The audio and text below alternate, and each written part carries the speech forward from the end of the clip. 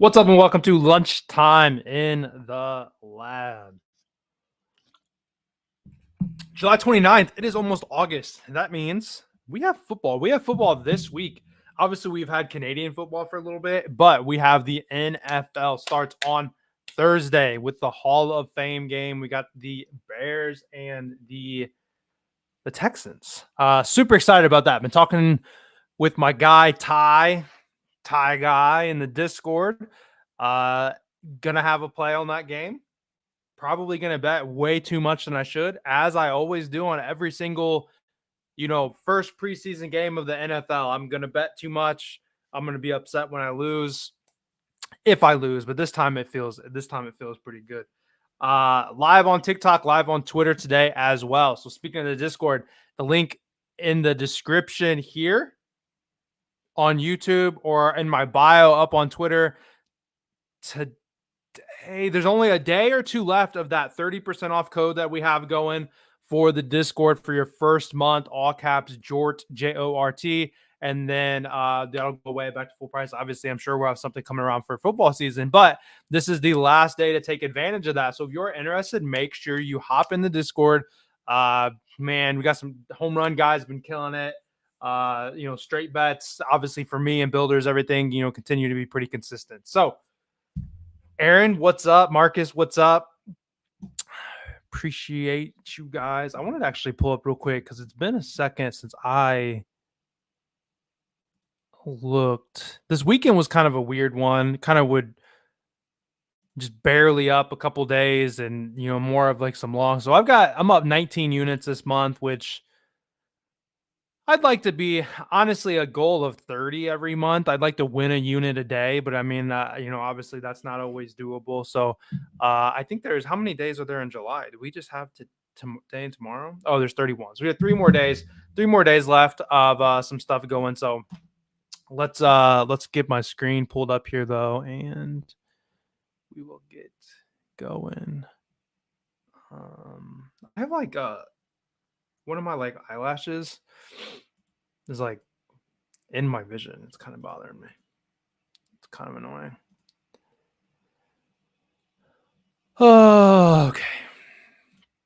What's up, Ronald? What's up, Chuck? Another I was looking at it. I don't know if I wouldn't say I was one and done, but prop wise, that was pretty difficult. I didn't think Devin Booker was going to start, so that really threw some things off. KD came off the bench and just like dominated.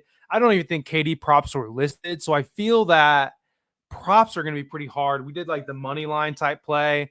So I'll have to kind of see actually when is there.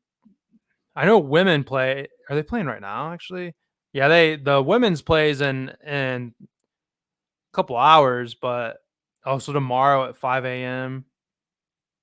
Yeah, I mean, you would think Greece would win this game with Giannis. I mean, Spain doesn't really have any NBA talent.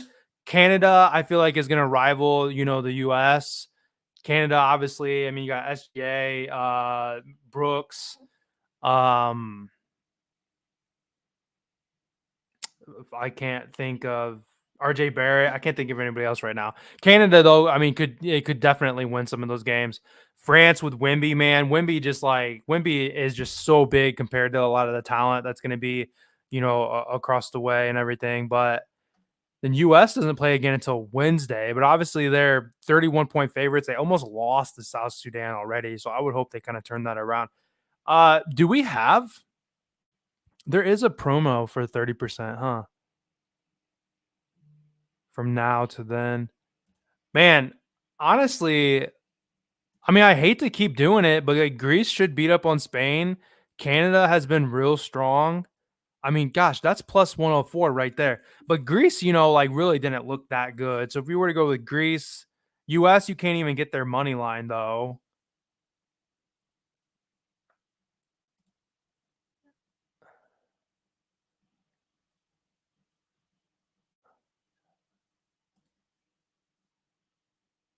They don't even offer a US like a first half, second half. It's kind of tough. I'm not messing with the spread. Serbia should obviously beat Puerto Rico. I think I said that word. Puerto Rico.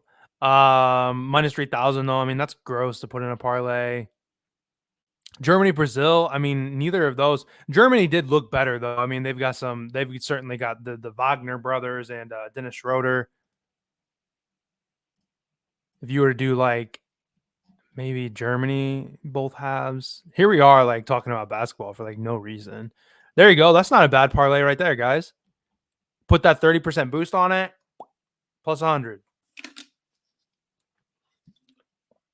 Germany's not bad too either. Germany's got some good players. Brazil, like Brazil though, they hung tight with USA. I was surprised that was that Brazil. I'm thinking of France, maybe. Yeah, France. France. Yeah, Brazil hung tight with France until Wimby was kind of playing a little passive, and then he turned it on. It's Tuesday. So Tuesday at 7:30. I'll look into that. We'll drop something tonight, but I think this Canada money line and the Germany double chance here, whatever, or not double chance, first half, second half, minus 126 with that 30% boost comes out plus 100. Nice little unit on that. I think that's probably a pretty good look. I'll have to try not to forget about that. Okay, anyway. First off, quickly, I don't actually have baseball. There's a lot of rain in the area today. Cincinnati Mets both look like they're going to be a possible delay and rain out. It doesn't look like the Cincinnati game is going to happen. Like the rain, it's raining like literally all night. Detroit, I feel like could be potentially delayed, but then past a certain point, it's all like good weather. Like after that, so we should be good on Detroit. Look at these hats. It's funny that like. This one, top left one right here. I bought that one with the jellyfish on it. I do like my minor league baseball hats. Anyway, a lot of weather, a lot of concern for trade talks too, guys. So I mean, I'll mention it here in a second, but I am going to be on Jack Flaherty, but he's involved in trade talks. We've seen like Morel got pulled early. Was it yesterday or 2 days ago? I mean, like that's the trade deadline is 6 p.m. tomorrow. If they're thinking he's going to get traded, they might not. They might give him a short leash. They don't want to damage the goods kind of thing. So Flaherty is definitely some fear of that. I think that that the Cubs, Teon, I think could potentially be traded, and I don't think this game's gonna happen anyway. But I really do like the Cubs, like his outs against the Reds. Colin Ray at home against the Braves. I just couldn't get myself to play it straight. So we'll chat about what we got going on here, right now. But DraftKings has got like a stepped up parlay, and I think I've got 2 units out already in the Discord. I don't think I'll have anything else, and I'll put together a stepped up parlay with some of the stuff that I liked, but I was afraid of because of the trade deadline, just to kind of get in on it or whatever. So let's start from the first game here with Yariel Rodriguez. Over 14.5 outs. I did put this one in the Discord already. So if you're in the Discord, I mean, you definitely, you've seen this one already. But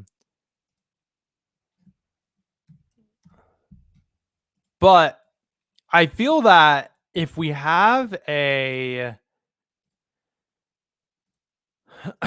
have an over 14.5 that's playable. It's just one of those where it's like you almost just have to do it. You almost just have to take it. Over 14.5. We need this dude just to pitch 5 full innings. I mean, that's certainly the expectation. That's the standard of every pitcher. No starting pitcher goes out there and says like, "Oh, I hope I make it through the 4th inning today," or something like that. They all think or hope that they're going to go at least 5 because that's what's required to get a win and everything like that. I wanted to see, it's got his under, earned runs, juice to the under at 2.5. A little bit of fear here. The Orioles are a pretty good day baseball team, but the Orioles have been a very like back and forth, hot and cold kind of team. And like, look, a couple months ago, I probably wasn't fading the Orioles, and I'm not overly fading them right now. I just they don't really scare me right now. The Orioles don't scare me. The Orioles have been, I mean, look, they got the worst closer in the damn league with Craig Kimbrell, but we don't have to worry about that today. But I don't think the Orioles are that tough. This is a spot where if we look at him this year, obviously he hasn't been, nothing to write home again about. He constantly goes under, but then look at like who he's really pitched against. He started out bad. He got pulled down, went to AAA or got hurt. I don't know his story. But Colorado can be scrappy, but he got tuned up against the Padres, Kansas City 2 times in a row, and Cleveland. Those have all been pretty good hitting teams. Did well, then he came back in July. In July, so far this month, he's pitched 4 times. He's over this in 3 of 4. He went deep against Houston, Seattle, got in trouble against Arizona, and it went deep enough against Tampa Bay. In 3 out of his 4 starts, he's gone into the seventh inning 1 time, a full 6. So he's gone into the 6th twice and into the 7th 1 time. We need old boy just to go into to finish the 5th inning. He needs to finish the 5th inning. Just to really put the bet into perspective, this is one where I honestly feel really good about it. 20, 18, 12, and 17. He's throwing, roughly 80 to 70, mid 80 pitches. Realistically, the average is probably more 77, 78, something like that. But we can expect him to throw about 80 pitches. We need him just to really just not get blown up. And that's all we're asking for here is for him to not get killed. If we look at the bullpen for Toronto, they threw, 2 guys yesterday. They threw 4 guys on Friday. So, they've got some, kind of tired arms. I'm sure they have more people listed, available than this, but, this is a bit of a smaller list compared to some of the other teams. But the kicker here is not only is the Orioles not really scaring me, but if you go down here and you look, the 15th best batting average against righties on the year, the 8th best, so, they're in the last 30 days, they're mid. They're right there smack dab in the middle, so not scary, not the worst. Have they faced him before? Probably not. They haven't faced him before, so the advantage goes to Rodriguez here. But Aaron says it, takes the words right out of my mouth here. Doubleheader today, so extra outs from Yariel will be appreciated. They're going to want him to go deep. They're going to especially want him to go deep because Bowden, however you say his first name, Bowden Francis is pitching in the second game. He is the scheduled starter for the second game. This guy, so far this year, I doubt that I can pull this up. Let me see. No, I can't. He, the most innings that he's pitched is 4 this year. He is not a starter. In fact, he's pitched like 2. I put it in the Discord, 2, 1, 1, 1. The guy's only thrown a couple innings. That leads me to believe that we're going to have ourselves a bullpen game in the second game. They spilled that all over myself. They already threw a couple arms, the other day, the last couple days, last 3 days, they've got some tired arms. It looks like they're running a bullpen type style game in the second game. Anytime that you have a double header, it is just a fantastic spot to back the first pitcher. I think that they are absolutely crazy releasing a 14.5. This should be over 15.5 and maybe plus money to the 15.5 just because they're forcing you to bet whether or not he's going to go into the 6th inning. But I fully expect him to to be given the opportunity to go 18 outs today. I think he's going to go into the 16th. The only thing that's going to stop us today is if he gets blown up. If he really, really does have like a 5 or 6 pit out, runs, or he's walking a bunch of guys or whatever, he's going to have to. This is, I don't know what analogy to say, but we have a really good chance to cash this bet. He's going to have to really, quote unquote, shit the bed if for us to lose, in my opinion. So Yariel Rodriguez over 14.5. Best line on DraftKings. FanDuel's got him like minus 130 something, or maybe minus like 128, one of the two. But best line was on DraftKings. It was minus 115, so it did move up to a little bit to minus 120 here, but still obviously super playable. I would probably still play it at 15.5, but I'm a little nervous about the 15.5. The 14.5 is just money though. Second play. Second play is it starts at 640. We're gonna go with Jack Flaherty over his outs, and we're gonna put it with Chris Flexen on the minus 370 for to get to not get a win. That comes up to like plus 106. If you guys are in the Discord, this play will not make it to the Discord. I love this play. I love this play. If I'm gonna do the stepped up promo, Jack Flaherty for sure is gonna be a line. I'm sure he's gonna go over 160. I'm sure he's gonna go over 18. 16. I'm sure he's gonna go full 6. As far as the rain goes, there's rain on the radar, but you know, I don't think it's I would hope it doesn't start. Maybe it gets delayed, but I think the weather is going to be pushed out. And then the rest of the night, I mean, we're talking like 8, 9, 10, 11 o'clock. It's partly cloudy, like it should be good. So we shouldn't have any concerns about weather. I think the rain's going to be done by time, the game starts. Jack Flaherty, though, I mean, definitely talks and trades. I mean, a lot of articles I've read, even just kind of looking at his name on Twitter, there's a lot of talk about him. And some trade talks, and that has me nervous. My goal is to obviously give out the absolute best in the Discord. Like, I don't give out bullshit in the Discord. I don't give out a play just because I want to have a play for this game or that game. I have absolutely no problem just respectfully, putting in there, hey, nothing I like today, not going to risk it.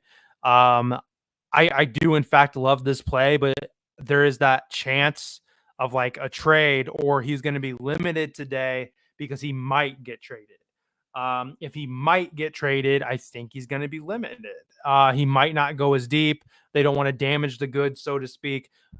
So that being said, I'm still going to bet it for the podcast. We're still going to lock it in for the podcast. But just for those of you that are in just Discord, just as like a conversation or whatever, my goal and my job is to obviously give the absolute best. And I just feel that I just can't, share that with the fear that he might be getting pulled early. So he hasn't been great, though. He tripped to the finish line, quite a few times. 17 outs, 18, 17, 18. So in his last 5 games, I mean, he had the opportunity. In his last 5 games, he had the opportunity, but he tripped to the finish line. So he's been right there all the time. Dude's been fantastic. His strikeouts has been a really good prop too. If you look at him at home, he's over in 6 of 7, tripped at the finish line with the White Sox. I think he had walked or gave up a double, and they yanked him pretty early. He went 18 against the Guardians, who have been absolutely terrible against right-handed pitchers.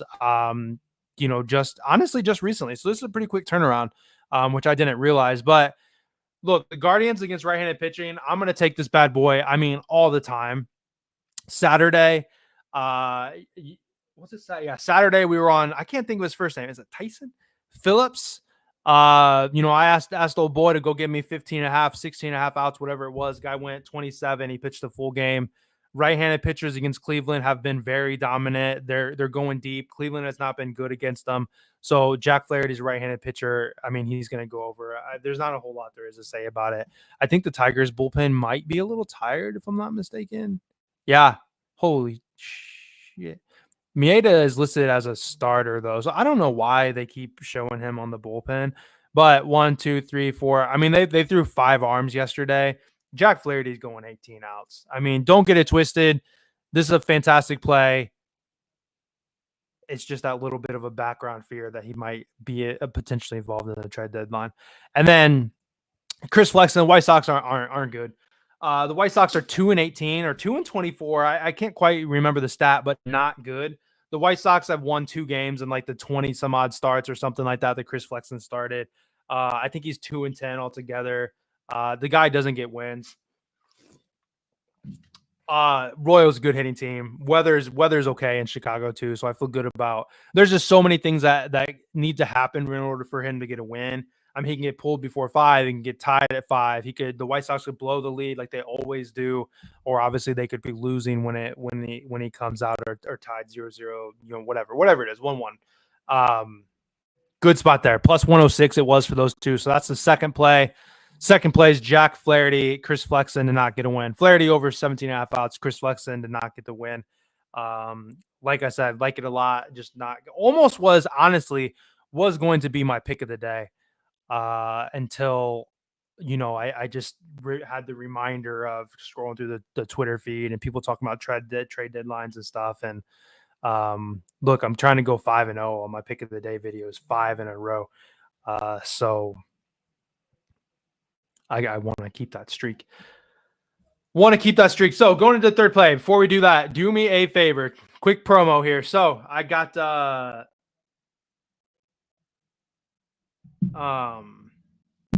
lot of group chats first off going off. We're at 21 minutes, so we're doing a pretty good job here. So we'll get to this third play, and if anybody have any questions or anything like that, we'll get to them. If not, man, like it just seems like this weekend, my wife had a pickleball tournament on Saturday. She ended up taking the gold home. She has got the medal right here, the gold medal. It's actually her second one this year. So we were pretty busy on Saturday, and then Sunday went to my parents' house and stuff. But I mean, I got a dishwasher full of stuff that needs to put away. I got stuff in the washer and the dryer.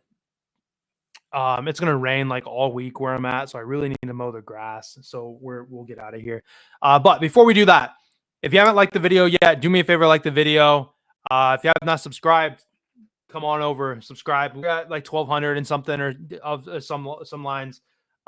Still not what I want, but as that subscriber number continues, man, I don't know, 5-0 on 4-0 on pick of the day. Maybe I can keep the run up and get to 10-0 or something, and maybe get a lot of people interested, and try to get like Trent to DM it. Trent's always joking like got to pass the boss level, and he tails it, and it always loses because he says he's a jinx or whatever. So kind of get that get the extra eyes on it or something like that. So we'll see.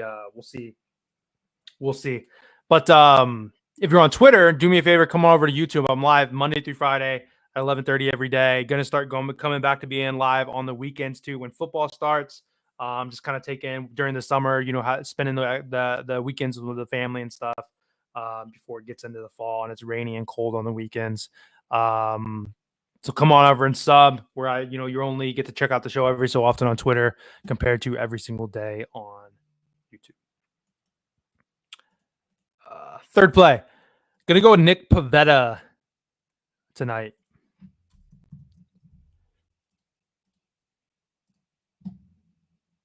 If you're in the Discord, you've seen this play already, so I apologize.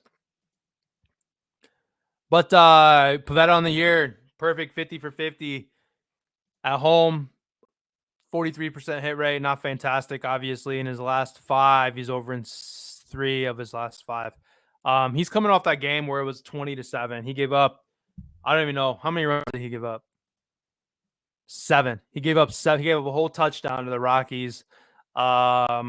I think this is just a really great bounce back spot here for him. I really do like this spot here. He went just 8 outs. He threw just 76 pitches. That to me, that means that his arm's going to be pretty fresh. I don't remember. Boston's bullpen threw 3 arms on Sunday. That's right. So they threw 3 arms on Sunday, and then 1, 2, 3, 4, 5 on Saturday. So they've thrown 7 because the dude threw it 2 times in a row. They've thrown 7 arms in the last 2 days. And then, Josh, just look at the bullpen, really.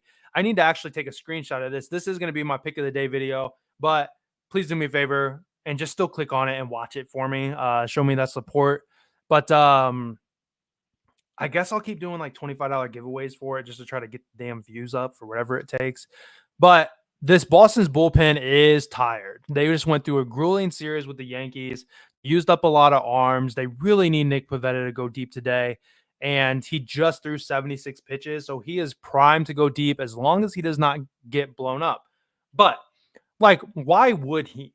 You know, you got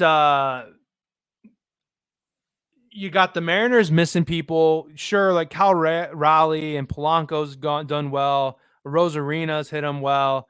But the Mariners against right-handed pitchers are, on the year, the 29th lowest batting average last 30 days, the 28th lowest on base percentage. They're in the bottom five.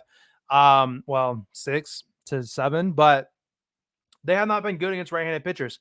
I will say, I mean, they do a pretty decent job of running accounts up and everything like that. So we have to hope that there's not any like, any of those like 9 pitch walks or something like that. I mean, that's certainly what's a little scary. Pavetta at home, like I said, is only over this in 2 of 5. He just went 20 to Oakland and 21 against, Atlanta, two teams that have struggled here, hitting here recently. But I mean, he had a miss against the Padres and he missed against the Phillies. Two teams that hit right-handed pitchers just very, very well, and the Tigers can be pretty scrappy. And that was and then Milwaukee, the Brewers, who hit right-handed pitchers really well. So he's gone against some pretty tough teams. And his last 5 games, he's over this in 3 of 5. Had a miss against the Padres, who's a tough hitting team. In Colorado, anytime Colorado's at home, they're prime for these blow up type spots that we have, and you get into like these shootout type games. But why I feel like we already talked about this. It was one of these other pitchers that was over in 3 or whatever, I guess. But it was Rodriguez, I guess. But he's pitched into the 7th inning, and in his last 4 games, the 3 times he went over, he pitched into the 7th inning twice. He went a full 6 against the Dodgers. We need him to go 16 and a half. We don't even need him to go the full 8 at this moment. He's just got to get 2 outs into the 6th inning. So it's just some pretty good value in my opinion. Um, Good value on it. Going against a team that does not hit right-handed pitchers very well. He's pitching, for a team that really has got a bullpen that's just been torn up. I think it's a really good spot for us today. And the juice is certainly playable at the minus 135. I think FanDuel is not very good. Yeah, minus 146. Don't really want to touch that. Bet 365. Player props. Pitcher outs. Minus 140. So DraftKings is the best line. Minus 135. That is playable. I'll take it. 1.35 units on it. That's all I have today, guys. Today's a little shorter. Today was still felt like I talked kind of rambled in the beginning, but not like an incredible amount. So we're gonna be, we'll be about 30 minutes. But do you guys have anything? Does anybody have any questions about anything? Anything that they like or maybe don't like, or wants me to look at or anything? I feel like I was about to say something, but I feel good. I feel 3-0. Honestly, feels 3-0.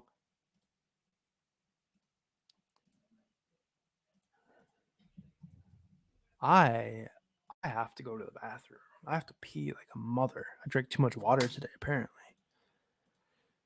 Like, look, I want to take Colin Ray today. And like I said, I may, because he's been like a beast at home, but he's just like falling apart. He hasn't his last 2 home games, he hasn't been good. Wet in his last 5 games. I mean, he's under in 4 or 5. I mean, he hasn't been that great. But, the Braves, have not been hitting very well at all. They haven't been hitting right-handed pitchers well at all. Another one of these teams that it's crazy that I feel very comfortable fading the Braves.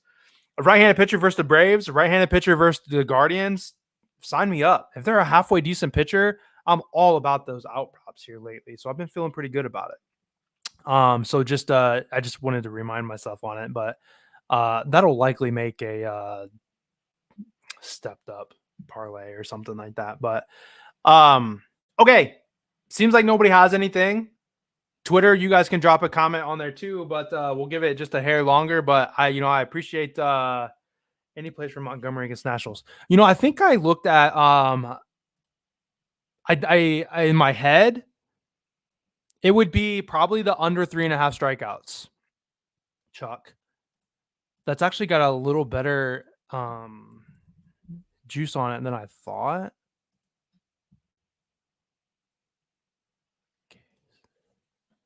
So I mean, look, it was his first game back the other day, and he only had 2 against the Royals.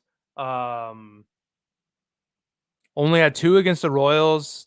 He had got hurt, was gone for a while.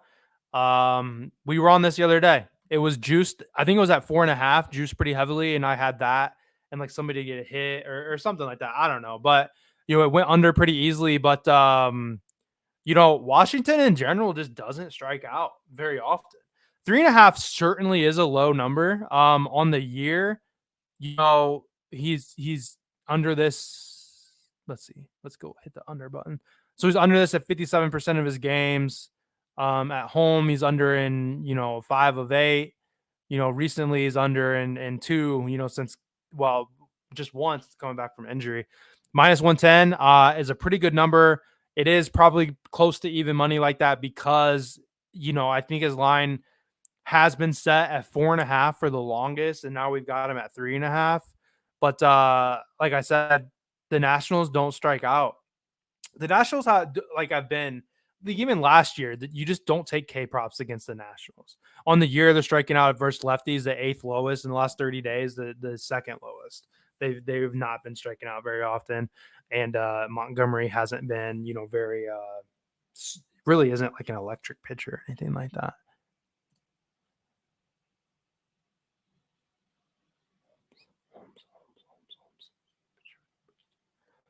Aaron, I'm gonna be honest with you. I don't think I know who that is. Who is it?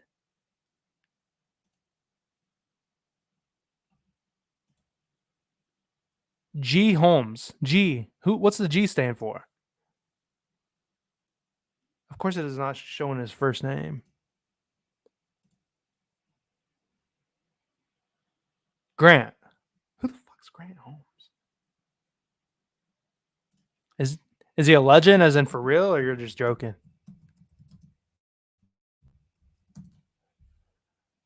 Oh, no, I know. Okay. That's why I didn't know him. I like his hair. Dang, he's gonna come out and kill it. That's funny. All right, I'm gonna close it out. I don't want to ramble for like 7 minutes to get the show up to 40 minutes. We're at a good spot here. We'll see how Grant Holmes does today, but we're gonna go with the Jack Flaherty, Chris Flexen for the first play. Kenny Powers, yeah, hell yeah. I've seen like 2 episodes of that, and it was almost too much, man. And then my wife was like, "What are you watching?" Flaherty over 17.5, Flexen not to get a win. It comes up to +106. Yariel Rodriguez just moved -125 over 14.5 outs, and then Pavetta -135 for him to get 16.5 or more outs. Appreciate you guys. I'm gonna close it out, and I will see you guys back tomorrow at 11:30.